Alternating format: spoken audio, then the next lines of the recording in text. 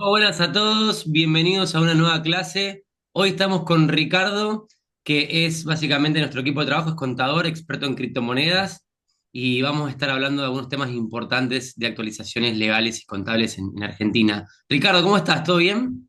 Hola Ale, ¿cómo andás? ¿Todo bien? Acá andamos, joya. Bueno, Gracias por presentarme, un gusto estar acá gracias por tu tiempo también.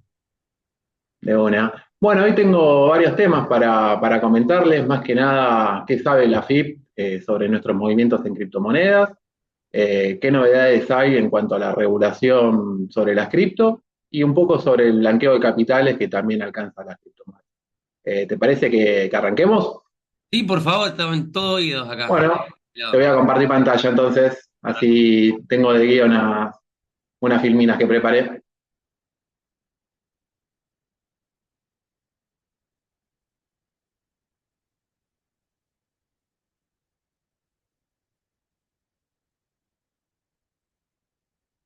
Ahí se está viendo perfecto.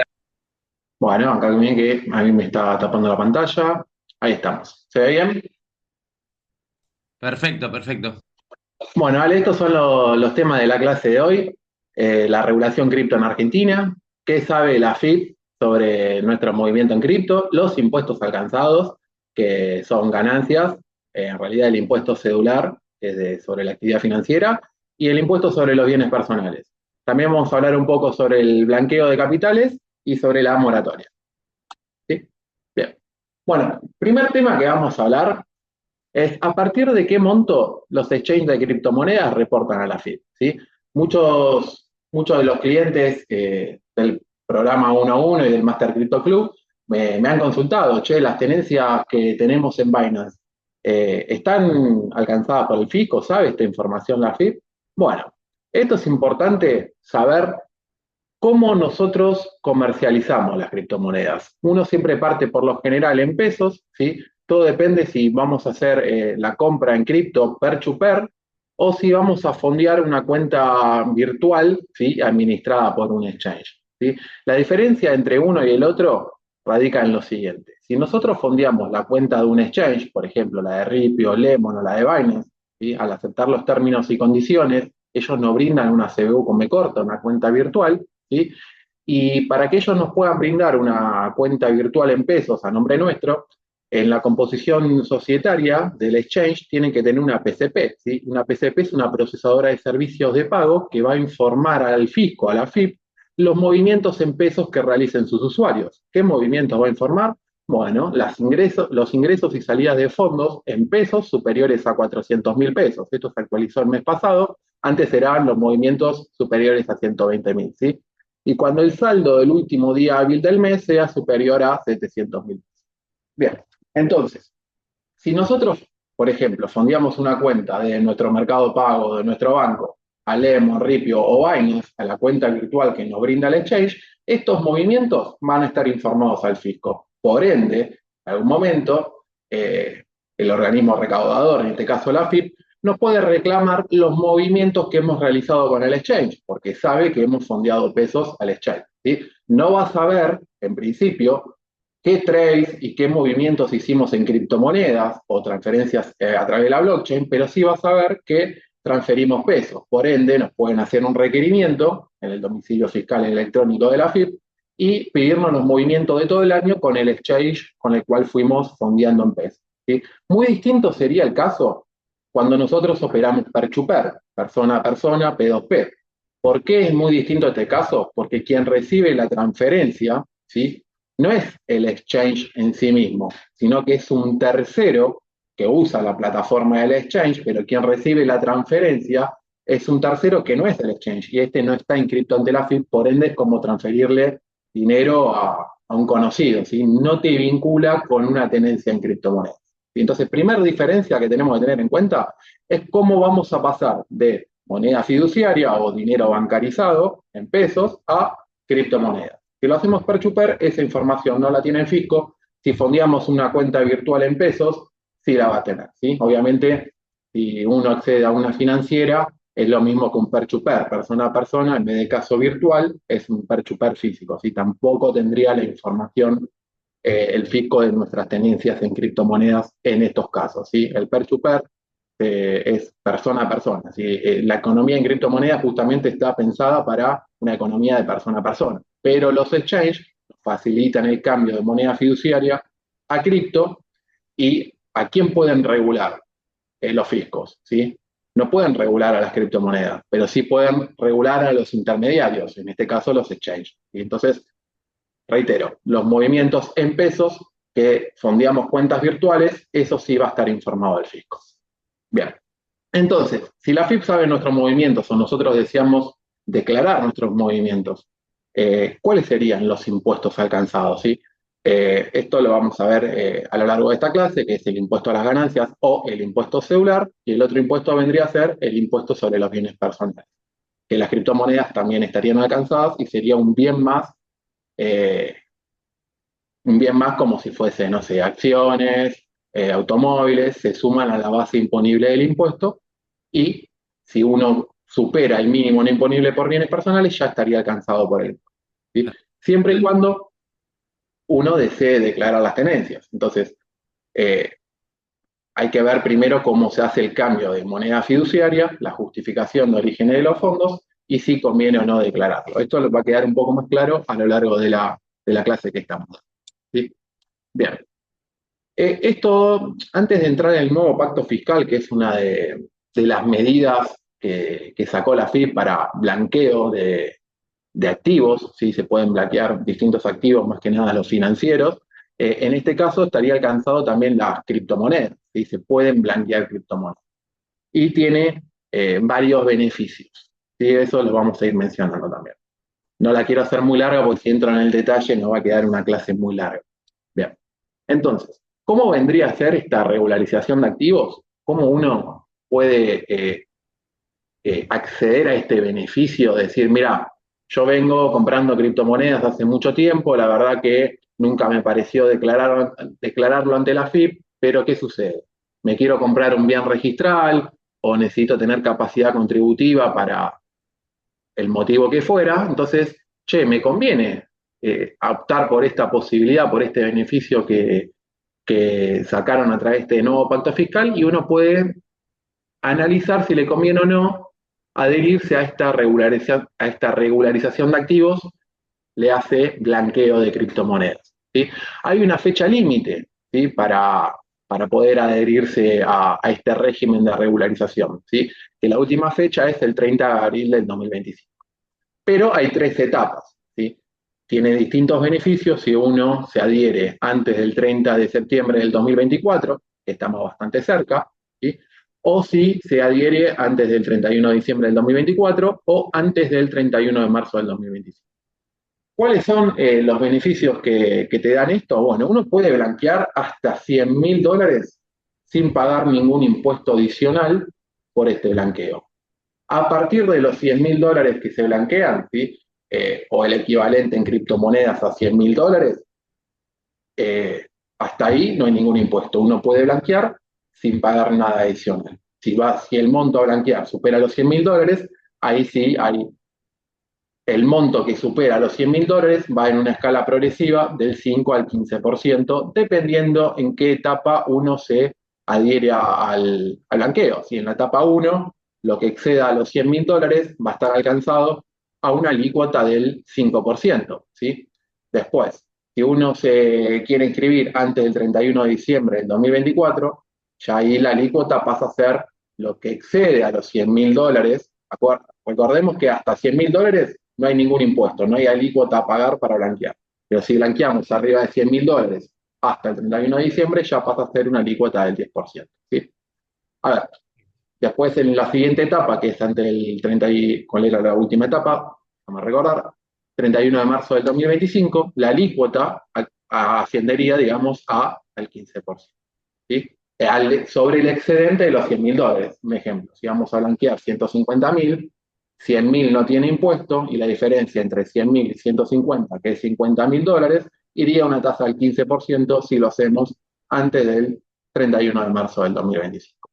Esto es bastante beneficioso para el que posee dinero sin justificación, ¿sí? Y que necesite esta capacidad contributiva para comprar un bien registral, Por ejemplo, en el corto plazo alguien decide, che, me gustaría comprarme un departamento, un terreno, comprarme un auto 0 kilómetros, pero no tengo la manera de justificar los orígenes de los fondos. Entonces, ¿cómo hago a comprar? Bueno, esta es una oportunidad única que nos brindan, que es un blanqueo, donde hasta $100.000 podemos blanquearlo de manera gratuita. ¿Sí? Bien. A ver, yo en esta clase no te puedo decir si te conviene o no te conviene blanquear las criptomonedas. Lo que sí, los beneficios que tiene el programa 1 a 1 es que en todas las mentorías que damos a cada uno de los clientes del programa es 100% personalizada, entonces uno me plantea a qué se dedica, cómo ha comercializado sus criptomonedas y demás, y ahí podemos hacer una planificación cripto en positivo, ¿sí? ¿Cuáles son los beneficios de poder declararlos o no? Es como muy particular. Yo en esta clase, Ale, no puedo decir de manera general, che, accedan al blanqueo, es una oportunidad única, sino que es dependiendo del caso de cada uno. ¿Me explico? ¿Queda más o menos claro lo que estoy diciendo, Ale? ¿O me querés frenar y hacerme una consulta? También los objetivos, digamos, ¿no? En definitiva, de cada cliente.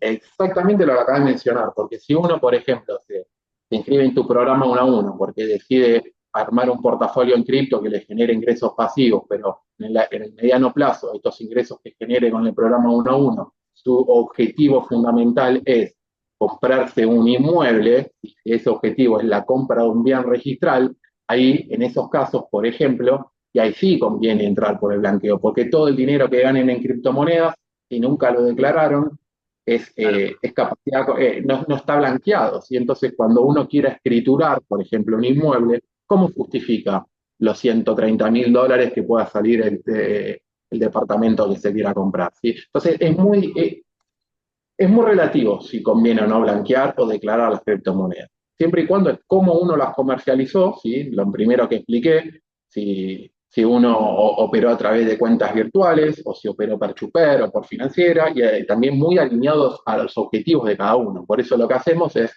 escuchar cada caso de cada cliente, hacer varias preguntas y en base a eso hacer una planificación. ¿Sí? Por eso acá no puedo dar de forma general, che, opten por el blanqueo. ¿No? Hay que ver cada caso en particular, por eso está muy bueno el programa que vos ofreces, porque además de todas las clases con los mentores de expertos en DeFi, expertos en trading, expertos en portafolio, también tienen la clase o las mentorías de planeamiento cripto en positivo, que son conmigo, y ahí vemos también la parte contable y cómo poder alinear la parte formal y legal de los ingresos y tenencias en cripto con los objetivos de cada persona en particular, ¿sí? Entonces, eso está muy copado también. Bien, entonces esto más que nada del tema del blanqueo. El blanqueo acá cada uno lo tiene que hablar de forma particular eh, con un contador especialista en esto, con un contador en realidad. En este caso, el beneficio que tienen los clientes del programa 1 a 1 y del máster es que pueden contar conmigo para este tipo de orientación y capacitación o, digamos, consultoría impositiva, por así decirlo, ¿sí?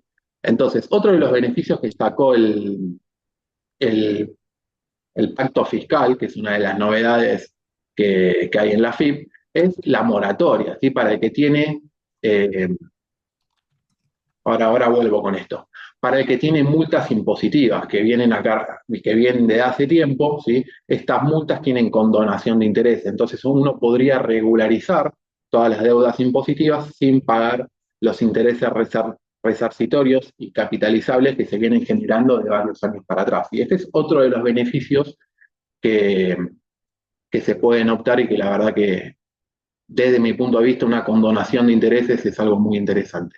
En cuanto al blanqueo, hay algo que quiero mencionar, porque hay unos requisitos para blanquear las criptomonedas, ¿sí? Uno no puede blanquear las criptomonedas y dejarlos, por ejemplo, en MetaMask, ¿sí? Este es un tema, por eso hay que verlo de manera particular, porque si uno quiere blanquear las criptomonedas, las tiene que transferir a un exchange que esté registrado dentro de este registro que estoy mostrando en pantalla, que es el registro de proveedores de servicios de activos virtuales, que está regulado por la CNB, ¿sí? La Comisión Nacional de Valores. Si no está dentro de este activo, que acá puse los primeros 15, pero hay otras 30 empresas más, ¿sí? por lo general son exchange nacionales, y por ejemplo acá Ripio se encuentra y otros más. Entonces, si uno transfiere los criptoactivos a estos exchanges, los tiene que mantener durante el periodo de blanqueo y ahí es uno de los requisitos que estarían cumpliendo. Si no pueden tener los criptoactivos en MetaMask y blanquearlos, hay que pasarlos a uno de estos exchanges y para que puedan ser blanqueados. Obviamente que ninguno se mande a blanquear nada sin el asesoramiento de un contador, obviamente esto, ¿no? Es, yo lo estoy dando acá en lineamientos generales como informativo, eh, pero bueno, dentro de las mentorías de planeamiento criptoimpositivo, esto lo podemos ver con cada cliente en particular que le llame la atención o le convenga blanquearlo, ¿sí? Por así decirlo. Hay algunas personas que ya tienen su capacidad contributiva con otro tipo de actividad económica y dice, bueno, las criptomonedas, yo siempre operé per to per, es una actividad que no quiero que esté alcanzada a la vista del fisco, que me parece normal, porque estamos en un país donde, para que te saco un segundo la pantalla, estamos en un país donde las reglas del juego, ¿vale? Cambian de cada 4 años, cambian los gobiernos y te cambian el sistema tributario, entonces uno dice, ok, yo blanqueo ahora, la FIP sabe que tengo $80.000 entre USDT, Bitcoin, Ethereum y Solana, ¿sí? Todo muy lindo, no pagas ningún impuesto, blanqueas. Después te cambian la regla de juego, cambió el gobierno y te ponen un impuesto adicional a las criptomonedas. Entonces, Ahora, te hago una pregunta ahí. decime. ¿Pero qué pasa si pasa eso? O sea, arrancan el impuesto a partir desde que, o pueden, o No, sea, no, retroactivo no te lo pueden hacer, no es retroactivo. no, El tema de esto es que ya saben que posee los claro, criptoactivos. claro, Entonces vos ya los blanqueaste, ya tenés $70.000 en criptoactivos. Entonces después te cambian la alícuota de bienes personales y te agravan a la alícuota de los criptoactivos, que hoy en día está como cualquier otro bien, pero las reglas del juego acá, lo que no hay en la Argentina y lo que hay que tratar de que suceda, como en Uruguay, por ejemplo, es la estabilidad fiscal, que se mantengan las reglas del juego a lo largo del tiempo, y esto va a atraer inversores y va a llamar más la atención, porque si en 4 años, ¿sí? Tenés unas reglas y en los 4 años siguientes te cambian 100% las reglas impositivas o el sistema tributario o los impuestos o qué activos están alcanzados. Entonces uno dice con el diario del lunes, imagínate en 4 años después, che, no me convenía haber blanqueado en el 2024 las criptomonedas.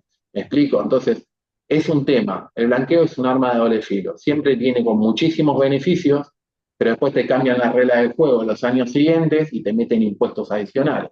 Esto pasó con el anterior blanqueo, y que era prácticamente un golazo blanquear, pero después, ¿qué pasó? Agregaron el impuesto a las grandes fortunas. Entonces, sí, blanqueaste las cuentas del exterior, blanqueaste las empresas que tenés en Estados Unidos, blanqueaste si tenés una cuenta en Suiza, ¿sí?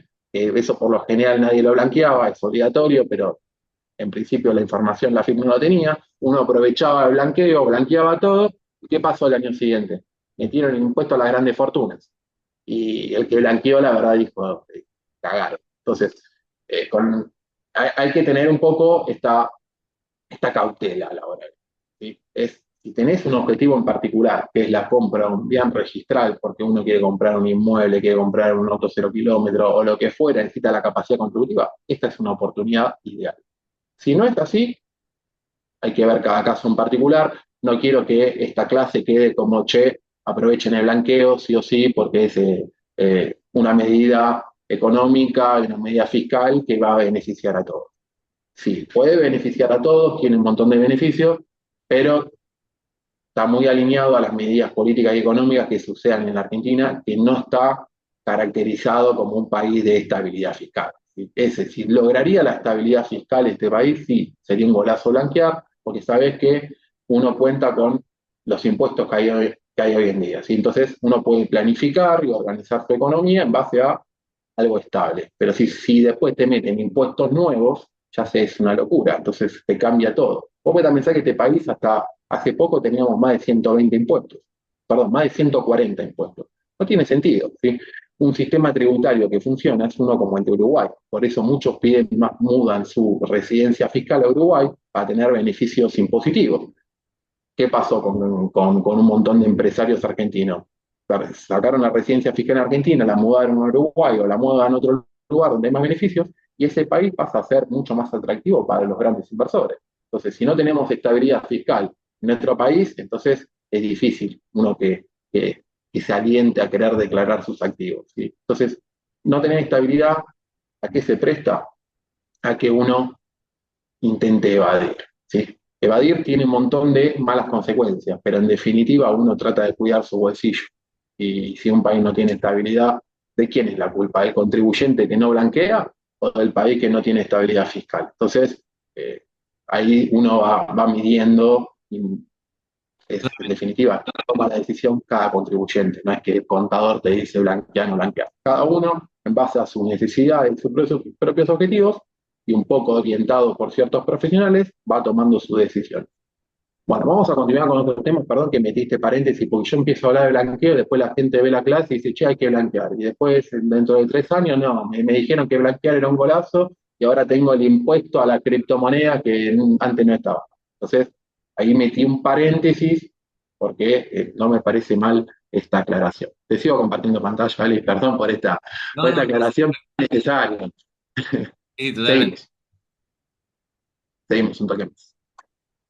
Bien, entonces, vamos a un caso, ¿sí? Yo compro criptomonedas, opero per to per, ¿sí?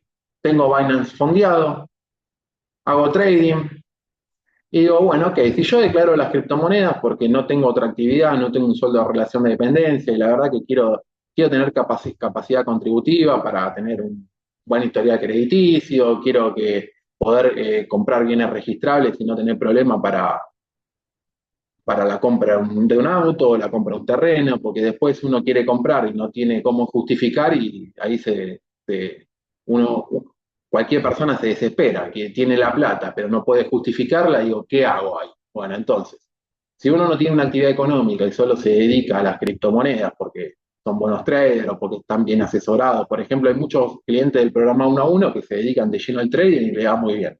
Entonces, no tienen una actividad económica como un sueldo o una empresa o un monotributo, por así decirlo. Entonces se dedican de lleno al trading.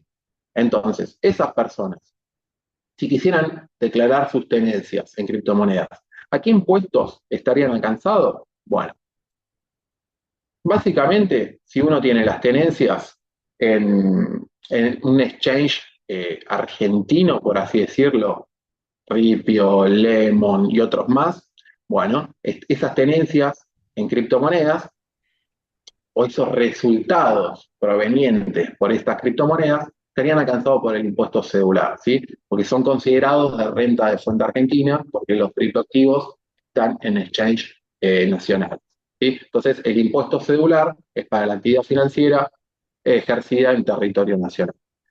En definitiva, uno, por ejemplo, vende un Bitcoin, ¿sí? Precio de venta, $60.000. Hay que restarle el costo de adquisición. ¿Cuál es el costo de adquisición de esos Bitcoin? Bueno, uno tiene que ver en qué fecha compró los Bitcoin que está vendiendo, ¿sí? Por ejemplo, que lo que ahora vendió a $60.000 obtuvo un costo de 40.000, bueno, hace 60.000 menos 40.000 te da un resultado positivo de $20.000. Estoy yendo a números redondos, ¿sí? Esos $20.000, si fuese por el impuesto celular, estaría alcanzado una alícuota del 15%.